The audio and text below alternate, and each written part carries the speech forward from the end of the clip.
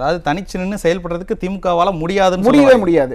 அதுக்கான தைரியமும் உங்களுக்கு கிடையாதுன்றீங்களா? தைரியமும் கிடையாது, மக்கள் செல்வாக்கு அந்த அளவுக்கும் கிடையாது. கடந்த இப்ப 2021 தேர்தலே திமுக கூட்டணியால வெற்றி பெற்றுச்சு. இன்னொன்னு மக்களை ஏமாத்தி நிறைவேற்ற ஆசை வார்த்தை கூறி வெற்றி பெற்றுச்சு. இதனாலதான் திமுக ஜெயிச்சதே ஒழிய மக்கள் செல்வாக்காக தனி பெருமையாண்மையால வந்து திமுக ஜெயிக்கல. ஓகேங்களா? 2026 இன்னும் திமுக மீதான அதிருப்தி வந்து இப்ப அதிகமாயிட்டே தானே இருக்கு.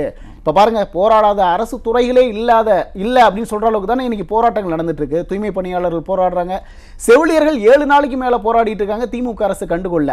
திமுகவோட மிகப்பெரிய பிளஸ் பாயிண்டே அரசு ஊழியர்களோட ஓட்டு அப்படின்னு தானே சொல்லப்படுது. இன்னைக்கு ஒட்டுமொத்த அரசு ஊழியர்களும் திமுகவுக்கு எதிராக இருக்காங்க. இன்னொன்று கூட்டணி கட்சிகளும் திமுகவுக்கு எதிராக பேசிட்டு இருக்கும்போது எப்படி திமுக 2026 தேர்தலை சந்திக்கிறது மிகப்பெரிய திமுகவுக்கு நெருக்கடியாக தான் இருக்கும்.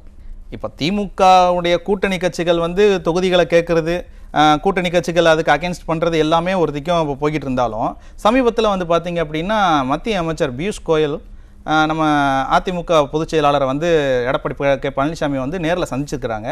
இன்னைக்கு கள நிலவரங்கள் வந்து கிட்டத்தட்ட மாறி இருக்குன்னு கூட நம்ம சொல்லலாம். இனி வரும் கள நிலவரங்கள் எப்படி இருக்கும் அப்படிங்கிறது வந்து கொஞ்சம் சொல்லிடுங்க. மொத்தம் இன்னைக்கு வந்து கள நிலவரம் மாறி இருக்கு அப்படின்னு தான் நம்ம புரிஞ்சுக்கணும். ஏன்னா இப்போ இந்த 2026 தேர்தலை முன்னிட்டு அரசியல் களத்தில் வந்து அதிமுக முந்துது அப்படின்னு தான் வந்து வர தகவல்களின் அடிப்படையில் நம்ம புரிஞ்சுக்கணும். ஏன் அப்படி சொல்கிறோம் அப்படின்னா, பொதுவாகவே திமுகவோட இந்த பொய் பிரச்சாரம் என்னவா இருக்கும் அப்படின்னா, பாஜக உள்ள வந்துடும் அப்படின்னு சொல்லி தான் தமிழ்நாட்டு மக்களை ஏமாற்றி ஓட்டுகளை வாங்கிட்டு வந்துச்சு.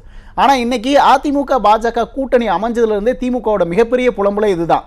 அதிமுக பாஜக கூட்டணி இது வந்து செல்லாது, இது வெல்லாது, மக்கள் மத்தியில் எடுபடாது, பாஜக உள்ள வந்துடும் அப்படின்லாம் திமுக பேசிட்டு இருந்த சூழல்ல இன்னைக்கு அந்த அதிமுக பாஜக கூட்டணிங்கிறது ரொம்ப வலுவடைஞ்சிட்டே போகுது நாளுக்கு நாள். இப்போ பியூஷ் கோயல் வந்து சந்திச்சாரு, அதிமுக பொதுச் செயலாளர் சந்திச்சாரு.